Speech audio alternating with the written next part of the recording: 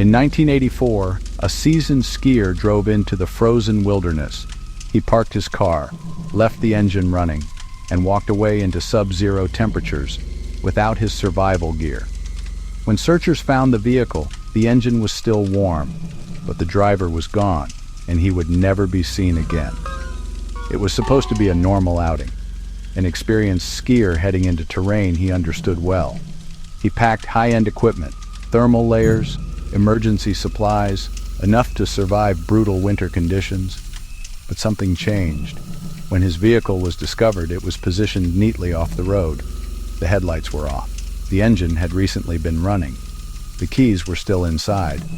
Inside the car, his wallet, identification, extra clothing, survival gear. Nothing suggested a robbery. Nothing suggested a struggle. Outside, however, was the first chilling clue. Footprints, leading away from the car and into the wilderness. Search teams followed the tracks as far as weather conditions allowed. The stride appeared calm, measured, not rushed. There were no signs of running, no erratic direction changes, no indication of panic. But here's what investigators couldn't explain. He removed layers of clothing before walking away, in sub-zero temperatures. For an experienced skier, that decision makes no survival sense. Hypothermia can cause paradoxical undressing, a phenomenon where victims feel burning heat as their body temperature drops. But that typically occurs after prolonged exposure, not before voluntarily entering the cold, which raises a disturbing question. Was he already in a compromised mental state before stepping out of that vehicle? Or was this deliberate? Imagine reaching the peak of your passion. You've mastered your sport. You understand the risks. You respect the terrain. And then one day, you abandon everything. Most missing persons cases leave chaos behind. This one left silence, no note, no financial withdrawals, no evidence of planning a new identity, but also no sign of fear. The footprints were steady, as if he knew exactly where he was going. Search teams combed the area for days. Helicopters scanned the snowfields.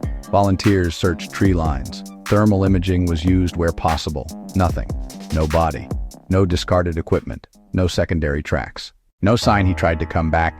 If this were an accident, there should have been evidence of disorientation. If this were suicide, there would likely be remains within a reasonable radius. If this were foul play, where were the additional tracks?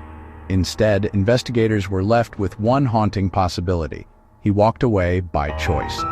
Theory 1. Hypothermia-induced confusion. But this doesn't explain leaving properly layered clothing behind before exposure. Theory 2. Mental health break. A sudden psychological episode could cause irrational behavior, yet friends and family reported no prior warning signs. Theory 3. Staged disappearance. A carefully orchestrated exit, leaving behind identification, personal effects, engine running to establish a timeline.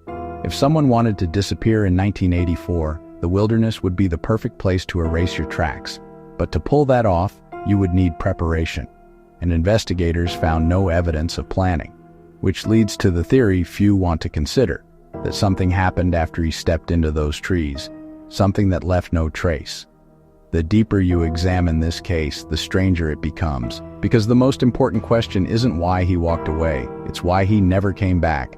An experienced outdoorsman knows the risks. He would understand how quickly the cold turns deadly, unless he wasn't planning to survive, or he was confident someone or something was waiting.